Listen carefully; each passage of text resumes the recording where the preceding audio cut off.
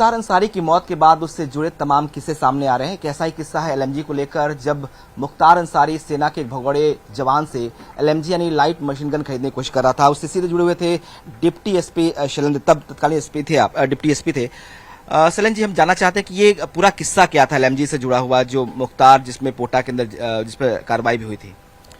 ये बात जनवरी 2004 की शुरुआत की है। लखनऊ में कृष्णानंद और शासन प्रशासन सरकार की तरफ से मीटिंग एक हुई और उसमें इस बात पे बहुत ही चिंता जाहिर की गई कि जब राजधानी में इस तरह की वारदात गैंगवार हो रही है तो पूर्वांचल में क्या होगा। और मीटिंग में यह तय हुआ कि इस पे अंकुश लगाना है और एसटीएफ को जिम्मेदारी दी गई। एसटीएफ में भी मुझे विशेष रूप से चुना गया इसके लिए टीम के लीडर के रूप में, और उसका कारण था कि मैं पूर्वांचल का रहने वाला था, बनारस पोस्टेड था। तो मुझसे कहा गया कि भाई आप पूर्वांचल को समझते हैं और इस पर आप कार्रवाई करिए, निगरानी रखिए। इन लोग के फ़ोन लिसनिंग पे लिए गए पैरेलल, और उसी फ़ोन कॉल के दौरान मुख्तार अंसारी सेना के एक भगोड़े बाबूलाल से बात कर रहा था और वो राष्ट्रीय राइफल जम्मू कश्मीर से एक एलएमजी चुरा के लाया था। मुख्तार अंसारी उसको 1 करोड़ में सौदा फाइनल कर लिया। मुख्तार अंसारी जब अपने लोगों से बात करता था तो कहता था यह किसी भी कीमत पर ये एलएमजी हमारे पास ही आनी चाहिए, क्योंकि कृष्णानंद की गाड़ी एसएलआर यानी राइफल के अगेंस्ट में बुलेट प्रूफ है, हमारी एलएमजी उसको भेज देगी जब मेरे पास होगी। तो इस दशा में एलएमजी लेने के लिए बहुत डेस्परेट था और शासन ने निर्णय लिया कि नहीं, इस एलएमजी को उसके पास जाने से पहले ही रोका जाए। और अब वो चीज़ हम लोगों ने 25 जनवरी को रिकवर भी कर लिया। पोटा कानून एग्जिस्ट करता था तो उस समय पोटा भी लगा। जैसे दोपहर तक तो सब लोग अच्छा था, गुड वर्क था, टीम बधाई देते रहे लोग, सीनियर ऑफिसर से लेकर सब लोग। लेकिन शाम को जब ये न्यूज़ में आया कि पोटा भी लगा है, तब सबकी हालत खराब हो गई। मुख्तार अंसारी विशेष रूप से चिंतित हो गया कि अब मैं नहीं बचूंगा, और वो दबाव बनाने लगा। तत्कालीन मुलायम सिंह जी की जो सरकार थी, अल्पमत की सरकार थी, 2003 में बीएसपी गवर्नमेंट को तोड़ के इनकी सरकार बनी थी, और मुख्तार जैसे लोग उसको सपोर्ट कर रहे थे।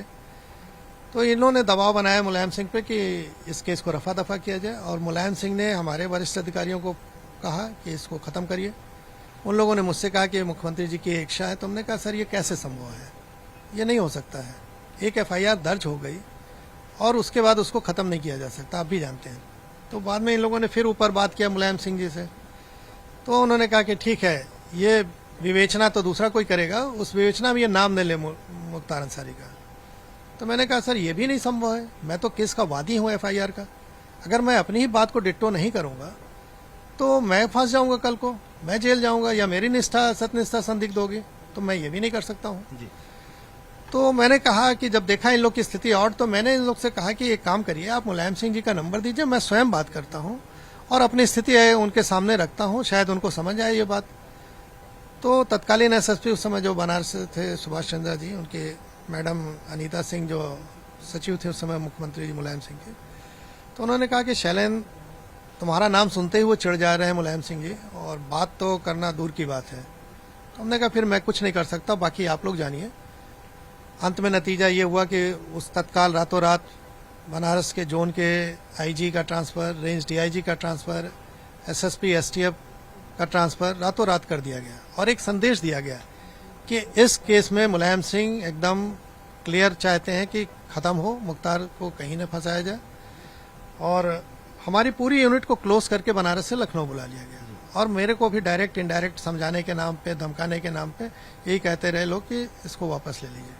लेकिन मेरा ज़मीर गवारा नहीं किया, और मैंने 15 दिन बाद इस रिकवरी के फाइनली अपना रेजिग्नेशन भेजा। और रेजिग्नेशन में साफ साफ लिखा मैंने, वो लिखने का उद्देश्य यही था कि जनता के बीच में ये आवे कि क्यों एक अच्छा अधिकारी रिजाइन कर रहा है।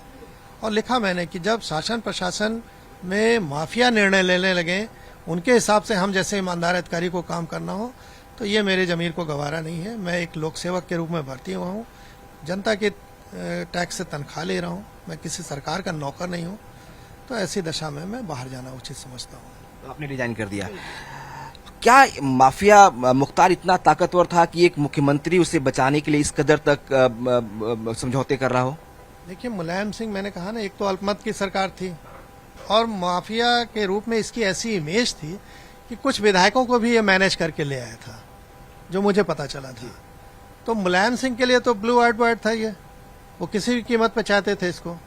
और आपको याद हो कि उन लोगों को बड़ा सूट करता था इस तरह के अपराधी चरित्र वाले लोग को, मुलायम सिंह की सरकार हो या मायावती की सरकार हो, इन लोगों ने लगातार इसको दोनों को टिकट दिया, मुख्तार को, और इनको प्रश्रय दिया। लेकिन नतीजा धीरे धीरे सामने आता है, कर्म सामने आते हैं और जनता भी अवेयर होती है, खासकर इंटरनेट के जमाने में जब ग्लोबल सोच पब्लिक की हो रही है, युवा की विशेष रूप से, तो अब सोच बदली है। अब इस तरह के लोग खारिज किए जा रहे हैं या इनको सपोर्ट करने वाली पॉलिटिकल पार्टीज को लोग खारिज कर रहे हैं। यही कारण है कि आज इन लोग विपक्ष में बैठे हैं और अभी भी वही गलती कर रहे हैं। कल से मैं देख रहा हूं कि उसके फेवर में लोग ट्वीट कर रहे हैं, डायरेक्ट या इनडायरेक्ट। कार्य संस्कृति एक परसेप्शन बदला है सरकारों को लेकर और शायद इसलिए माफिया जो है अब हाशिए पे है। बिल्कुल सही बात है। देखिए, सोच बदली है। अब उत्तर प्रदेश का मॉडल सब जगह बोला जाता है, नेशनल नहीं इंटरनेशनल लेवल पे बोला जा रहा है। जब पब्लिक देखती है कि जिस माफिया की इतनी हैसियत थी कि कर्फ्यू के दंगे में खुली जीप में घूम रहा है, आज वो माफिया व्हील चेयर पे है और अपनी जान की भीख मांग रहा है और बड़े बड़े माफिया मारे जा रहे हैं या जेल में अपनी बेल तोड़ा के जेल में जा रहे हैं, तो जनता को भी लग रहा है कि नहीं, कुछ काम तो हो रहा है। और यही कारण है कि वो सरकार को समर्थन देती है। सरकार की दृढ़ इच्छा शक्ति दिखती है इसको लेकर। बिल्कुल। अच्छा, एक सवाल और है कि जिस तरह से मुख्तार ने जो है पेशी के दौरान एक एप्लीकेशन किया था कि उसे स्लो पॉइजन दिया जा रहा है, उसकी फैमिली के लोग क्लेम कर रहे हैं, पॉलिटिकल पार्टी उसकी डेथ के बाद इसको आगे बढ़ा रही है, वो भी जांच की मांग कर रही है कि जहर देकर उसको मारा गया। आपको लगता है, बीइंग ऑफिसर आपने सर्व किया है पुलिस को, कि ऐसा किया जा सकता है जेल में किसी को स्लो पॉइजन दे के मारा जाए? देखिए, मैं जहां तक मेरा अनुभव है, 10 साल का रहा, कोई भी अधिकारी, कर्मचारी या डॉक्टर अपनी सर्विस दांव पे लगा के काम नहीं करेगा, क्योंकि सरकारें आती हैं जाती हैं। कल को जांच होगी, न्यायालय निष्पक्ष होता है, न्यायालय में सबूत पे चलता है, तो वो उसकी सर्विस फंसेगे। उसको मालूम है कि खामेजा हमको और हमारे परिवार को भोगना होगा। इस बेरोजगारी के युग में कौन अपनी अच्छी खासी नौकरी दे देगा एक खाली उनको जहर देने के चक्कर में? ये उसका डर था और एक माहौल भी बना रहा था कि इसी बहाने हम सुप्रीम कोर्ट या कहीं किसी कोर्ट में हम गुहार लगा सकें कि हमको उत्तर प्रदेश से बाहर कर दिया जाए। क्या कारण था कि मुख्तार पंजाब से यहाँ के जेल में नहीं आना चाहता था? हर हथकंडे अपनाए इसने, सुप्रीम कोर्ट से लेकर यहाँ तक कि पंजाब की तत्कालीन कांग्रेस सरकार ने उसके फेवर में जाके केस लड़े सरकारी खर्चे पे। तो वहां क्या इनको लगे थे सुरखाब के पंख के और अच्छा लग रहा था, यहाँ इनको नहीं वो मिल रहा है। तो निजाम बदलता है। वही पुलिस प्रशासन जो घुटने के बल पे थी, आज इनको घुटने के बल पे ला दी थी और वो डर इनके अंदर बैठ गया।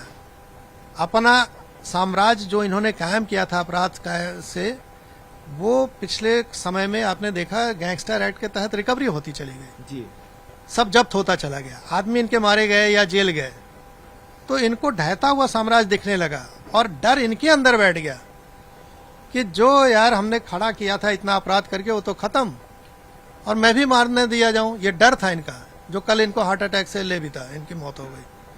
तो न्यायालय जांच तो किसी भी इस तरह के केस में होती है। अननेचुरल डेथ में हम ही लोग इनकाउंटर करते हैं तो मजिस्ट्रियल जांच होती है, तो वो स्वाभाविक प्रक्रिया है और जांच में तथ्य सामने आ जाएगा। न्यायालय सबूत के आधार पर चलता है। रही बात कि चुनाव का समय चल रहा है, तो पॉलिटिकल पार्टीज, विशेष रूप से विपक्षी पार्टीज, इसका एडवांटेज लेना चाहेंगी, लेकिन उन लोग भूल जा रहे हैं कि क्षणिक एडवांटेज में कहीं आपको दूरगामी लाभ ना हो, अरे हानि ना हो जाए। यही जनता जो आपको देख रही कि आप किसके साथ खड़े हैं, किस चरित्र के साथ खड़े हैं, अपनी उम्र से ज्यादा उसके मुकदमे थे। तो सोचना चाहिए और जो इसको नहीं सोचेगा जनता खारिज कर देगी। डेमोक्रेसी है।